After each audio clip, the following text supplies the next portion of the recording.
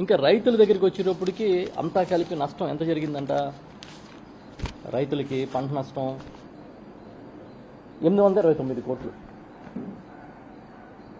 ఎక్కువ నష్టం ఎంత జరిగిందంట? 1270 కోట్లు. కానీ పంచాయతీరాజ్కి జరిగిన నష్టం 8 కోట్లేనంట. అంటే గ్రామీణ రోడ్లు పోవలేదా? గ్రామాల్లో వ్యవస్థలు పోవలేదా? పంచాయతీరాజ్కి 8 కోట్ల నష్టం వచ్చిందా? గ్రామాల్లో రోడ్లు ఏం పోలే?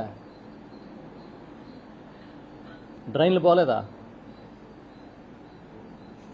ఇరిగేషన్ సంబంధించిన నష్టాలు జరగలేదా? మరి పంచాయతీరాజ్లో జరిగిన నష్టాలు ఏమైనా శాటిలైట్ చూపించట్లేదా? చెప్పండి. అందుకే మేము చెప్తున్నాం, ఈ రియల్ టైం గవర్నెన్స్ అని ప్రచారం కాదు, రియలిస్టిక్ గవర్నెన్స్ కావాలి. రియలిస్టిక్ గవర్నెన్స్ అనేది ఈ రాష్ట్రంలో జగన్మోహన్ రెడ్డి గారి హయాంలో చూసాం.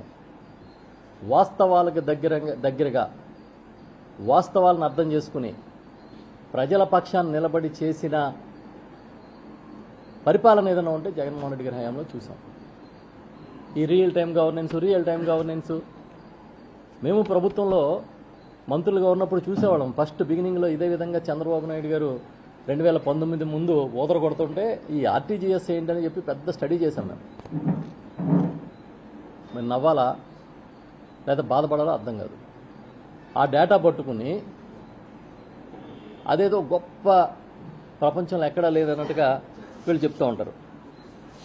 మేము అడుగుతున్నాం, మీ రియల్ టైం గవర్నెన్స్కి మా జగన్మోహన్ రెడ్డి గారి రియలిస్టిక్ గవర్నెన్స్కి తేడా ఏంటో చెప్పమంటారా? అయితే మీరు చెప్తారా?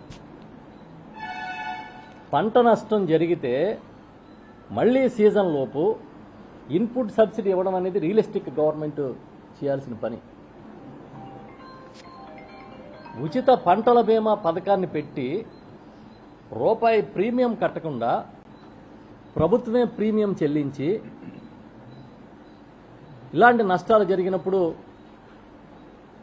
సకాలంలో బీమా మొత్తాన్ని అందించడం అనేది రియలిస్టిక్ గవర్నమెంట్ లక్షణం. అది మీ రియల్ టైం గవర్నెన్స్ ఎవరికి కావాలి? టైంకి సేవలు అందకపోతే మీ రియల్ టైం గవర్నెన్స్ ఉంటే మరి ఈ మార్కెటింగ్ వ్యవస్థలన్నీ ఎందుకు ఇలా కుప్పకూడిపోయినాయి? ఇవాళ వరకు మీరు ఎకరానికి ఇదిగో ఈ పంటకి ఇంత నష్టపరిహారం ఇస్తామని చెప్పలేదు. గతంలో ఒక జీవో ఇచ్చి ఆ జీవో మళ్ళీ వచ్చే విపత్తులు కూడా ఫోర్స్లో ఉంటుందని ఇచ్చారు తప్పించి క్లారిటీ ఎక్కడ ఇస్తున్నారా? మీ అంచనాల ప్రకారం, ప్రాథమిక అంచనాల ప్రకారం 3 లక్షల ఎకరాల్లో పంటలు నష్టపోయినట్టుగా చూపిస్తున్నారని పత్రికలో రాశారు. అదే మన పక్క రాష్ట్రం తెలంగాణలో 4,50,000 ఎకరాల వరకు నష్టపోయిందని, ఎకరానికి వరికి 10,000 ఇస్తున్నామని అనౌన్స్ చేసి అక్కడ పంపిణీ కార్యక్రమానికి సిద్ధం అవుతున్నారని ఇవాళ మీడియాలో వచ్చింది. తుఫాను వచ్చిన దగ్గర 3 లక్షల ఎకరాలు పోవడం ఏంటి? పక్కన ఉన్న తెలంగాణలో తుఫాను ప్రభావం వల్ల 4.5 లక్షల ఎకరాలు పోవడం ఏంటి? ఇది రియల్ టైమా? తర్వాత ఇవాళ ఇంకా కొన్ని విచిత్రమైన వార్తలు ఎన్ని వస్తూ ఉన్నాయి. ఈయన అంటే చంద్రబాబు ప్రభుత్వానికి జాకీలేసే పనిలో మీడియా అసలు చాలా విషయాలు మర్చిపోయినట్టు నటిస్తోంది. ఒక సెక్షన్ ఆఫ్ మీడియా అసలు ఏ రిజర్వాయర్లో ఎంత నీరుందనేది సిడబ్ల్యూసి చెప్తుంది, కేంద్ర జలవనరుల సంఘం చెప్తుంది. అదేదో కొత్తగా ఫస్ట్ టైం ఈయన అంచనా వేసినట్టుగా, ఫస్ట్ టైం ఇప్పుడే మోంతా తుఫాను సందర్భంగా మానిటరింగ్ చేసినట్టుగా రాశారు, చూపిస్తున్నారు. ప్లానింగ్ డిపార్ట్మెంట్లో భూగర్భ జలాల వ్యవహారం ఏంటి, దాని కథ ఏంటి, మొత్తం డీటెయిల్స్, పర్యవేక్షణ ఎలా చేయాలనేది ఎప్పటికప్పుడు ఆన్లైన్ వస్తూనే ఉంటుంది. అది ఇవాళే మొదటిసారిగా చేసినట్టుగా జాకీలేశారు. డ్రోన్లు, కెమెరాలు ఇప్పుడు వచ్చినాయా? అసలు డ్రోన్లు కెమెరాలు ఈ రాష్ట్రంలో ఈ దేశంలో ఎక్కడ ఇప్పుడు ఎవరు వాడలే, ఈయన మొదటిసారి వాడారా? చివరికి ఈయనకి కొంతమంది ఐఏఎస్ అధికారులు కూడా ఆ మీడియాలో చెప్తుంటే మేము ఆశ్చర్యపోతున్నాం, ఈ డ్రోన్స్ మొదటిసారి వాడుతున్నట్టుగా.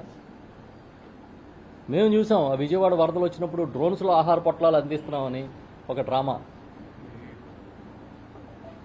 తీరా చూస్తే అదంతా ఆర్టిఫిషియల్ ఇంటెలిజెన్స్ అని తేలింది, ఆర్టిఫిషియల్ ఇంటెలిజెన్స్లో చేసిన పిక్చర్స్ అని తేలింది.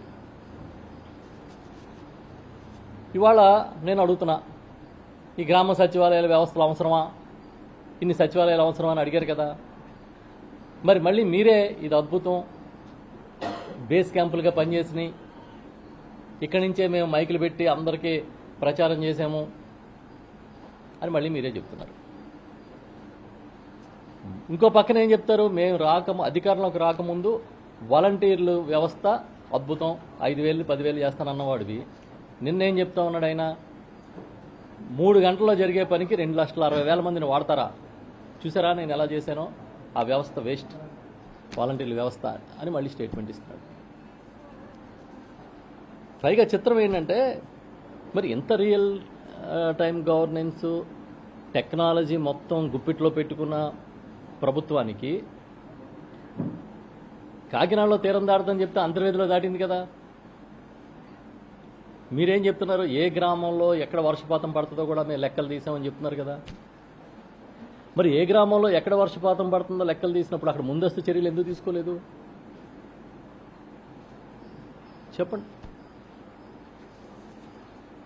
పొరపాటున అది అంతర్వేది దగ్గర కాకుండా యానంలో దాటితే ఆ సొంత పచ్చ మీడియా ఏం చెప్పి ఉండేదంటే, మా బాబు గారు అలా చెయ్యి అడ్డు పెడితే ఆంధ్రప్రదేశ్ నుంచి పాండిచేరి వెళ్ళిపోయిందని చెప్తారు. ఆంధ్రప్రదేశ్లో తాకాల్సింది పాండిచేరిని తాకింది, అది బాబు అంటే అని చెప్తారు. అసలు విషయం వదిలేసి జాకీలేంటి, కార్యక్రమం ఏంటి? కనీసం విపత్తుల టైంలో అయినా సరే ఆ ఒరిజినాలిటీ అనేది కనిపిస్తే బాగుంటుందని మేము కోరుకుంటున్నాం. అసలు ఎక్కడ తుఫాను వచ్చి నేను అడుగుతారండి సలహాలు. నేను ఇప్పుడు చెప్తున్నా ఒక మాట, ఈ గవర్నమెంట్ వచ్చిన వెంటనే ఏలేరు రాత్రి వదిలేస్తే పిఠాపురం ప్రాంతం అంతా ముంపుకు గురింది కదా. అప్పుడు మా నాయకుడు గౌరవనీయులు జగన్మోహన్ రెడ్డి గారు కూడా వచ్చి మొత్తం అక్కడంతా తిరిగారుగా. మళ్ళీ ఇప్పుడు కూడా మీరు ఏలేరు దిగువకు నీరు వదులుతుంటే ఆ పొలాలు ముంపు జరుగుతున్నాయి కదా. మరి మీ టెక్నాలజీతో అదేదన్నా సరి చేయకపోయారా?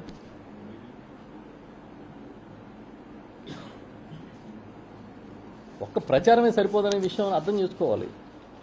కనీసం ప్రచారంతో పాటు కొన్నన్నా మన పనులు ఏమైనా కనపడితే పబ్లిక్లో వాళ్ళు కూడా అబ్బే బ్రహ్మాండంగా చేస్తుంది ప్రభుత్వం అనే అవకాశం ఉంటుంది. అలా కాకుండా ఎంతసేపు ఒకటే గొడవ. మన 2024 ముందు వైఎస్ఆర్ పార్టీ అధికారంలో ఉన్నప్పుడు ఎకరానికి 25,000 రూపాయలు వరి పోతే ఇవ్వాలి అని డిమాండ్ చేసిన కూటమిలో ఉన్నప్పుడు పెద్దలు భాగస్వాములు ఇప్పుడు ఎంత ఇవ్వాలని కోరుకుంటున్నారని నేను అడుగుతున్నా. ఎకరానికి ఎంత నష్టపరిహారం ఇస్తే బాగుంటుందని మీరు అనుకుంటున్నారని నేను అడుగుతున్నా. ఎకరానికి 25,000 కదా డిమాండ్ చేశారు అప్పుడు, ఇప్పుడు ఎంత అడుగుతున్నారు? అసలు ఈ ప్రభుత్వం ఎంత ఇస్తుంది? 10,000 అంటున్నారు. మొన్న విజయవాడ బుడమేరు ముంచినప్పుడు ఆ చుట్టుపక్కల ప్రాంతాలు మునిగిపోతేనే, లేకపోతే ఇక్కడ ఏలేరు ముంపు జరిగితేనే ఇన్పుట్ సబ్సిడీ ఇవ్వలేదని చెప్పి మా చుట్టుపక్కల రైతులు చెప్తున్నారు. కొంతమందికి, చాలా మందికి రాలే, ఇచ్చింది అక్కడక్కడ అరకొరగా ఇచ్చారని చెప్తున్నారు.